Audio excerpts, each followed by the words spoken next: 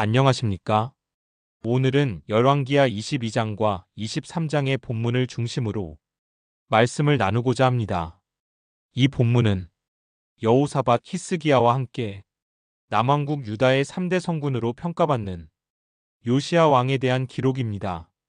열왕기하 22장에는 요시야가 대대적인 성전 보수 작업을 국책 사업으로 시작했는데 작업 도중에 율법책을 발견했다는 내용이 담겨 있습니다. 이 책은 아마도 신명기이거나 신명기가 완성되기 직전의 책일 것이라고 학자들은 생각합니다. 책을 읽은 요시야 왕은 큰 충격을 받습니다.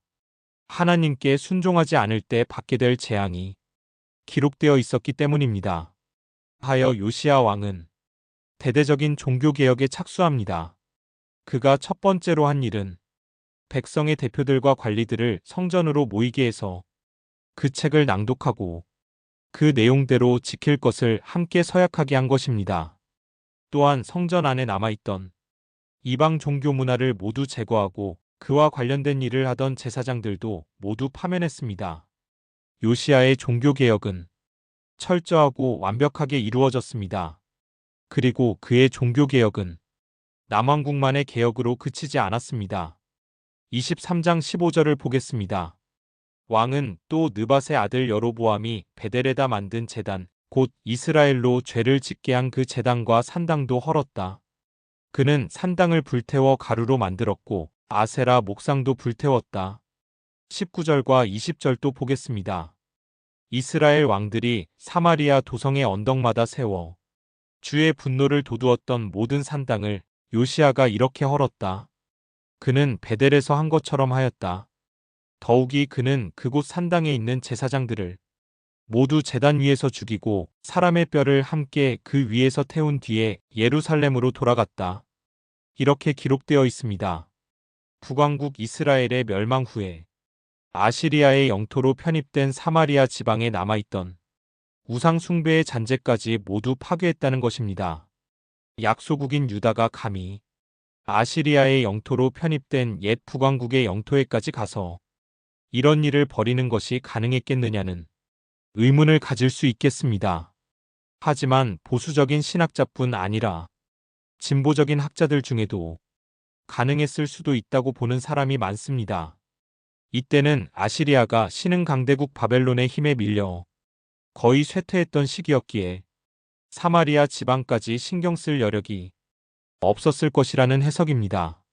그러나 요시야도 강대국들의 각축장이 된 당시 세계의 파고를 넘지는 못했습니다. 29절을 보겠습니다. 그가 다스리고 있던 때에 이집트의 바로 느고 왕이 아시리아 왕을 도우려고 유프라테스 강 쪽으로 올라갔다. 요시야 왕이 그를 맞아 싸우려고 무깃도로 올라갔으나 바로 느고에게 죽고 말았다. 이렇게 기록되어 있습니다. 역사의 거대한 전환기에 아시리아의 세력이 약해진 틈을 타서 국가적인 대개혁 사업을 성공적으로 이룬 요시야 왕의 죽음에 대한 기록입니다. 이집트 왕 바로가 아시리아를 도우려고 유다 땅으로 침입해 들어온 이유는 아시리아가 바벨론에 무너지면 그 다음은 이집트 차례가 될 수 있었기 때문일 것입니다.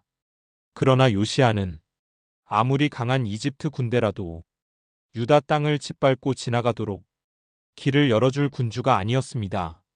하지만 군사력으로 유다는 이집트의 상대가 되지 못했습니다. 요시야는 군대를 이끌고 적을 맞으러 나갔지만 장렬히 전사하고 말았습니다.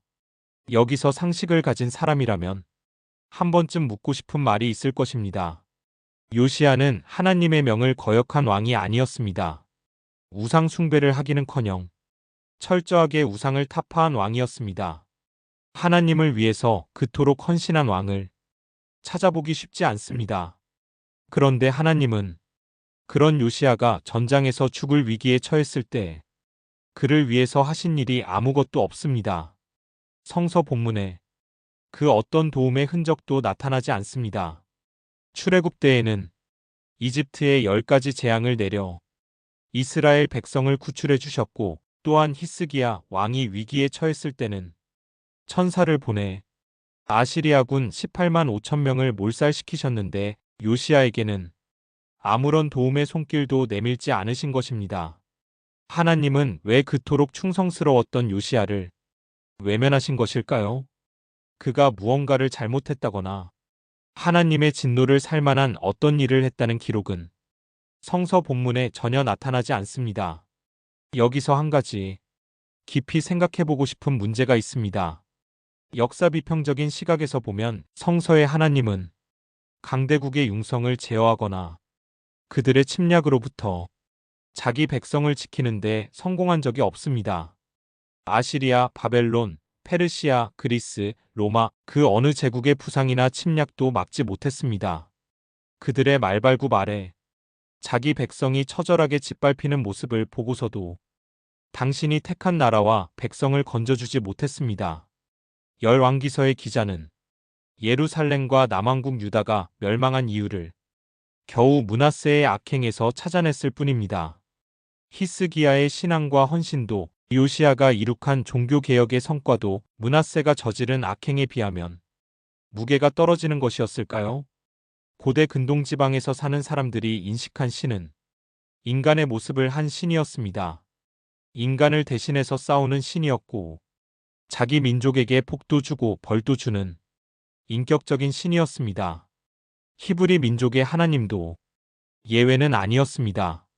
그런데 중요한 것은 역사의 거대한 흐름을 막아내고 초강대국의 힘으로부터 자기 민족을 파멸해서 구해내는데 성공했던 신은 역사에 없었다는 점입니다. 그리고 이런 역사의 증언에는 히브리 민족의 하나님도 예외가 아니었습니다. 그래서 현대 신학자들은 신에 대한 물음을 새롭게 해야 한다고 주장합니다. 지금까지는 후 이스갓, 하나님은 누구신가? 라고만 물었지만 이제부터는 헛 이스갓, 하나님은 무엇인가? 라고도 묻자는 것입니다. 하나님을 인간의 생사화복에 관여하는 인격신으로 이해하는 것보다 우주의 이치를 정하고 자연의 법칙을 부여한 궁극적 실제로 이해하는 것이 적합하다는 것입니다.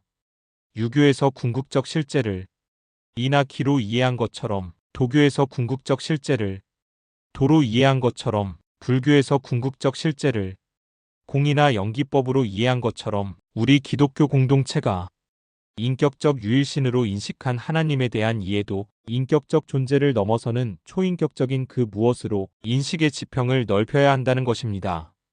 그래야 원시유일신 사상에서 벗어나 이웃 종교, 이웃 문화와 교류하고 상생할 수 있으며 답답하고 편협한 베타교리에서도 벗어날 수 있다는 것입니다. 오늘은 여기까지 하겠습니다. 고맙습니다.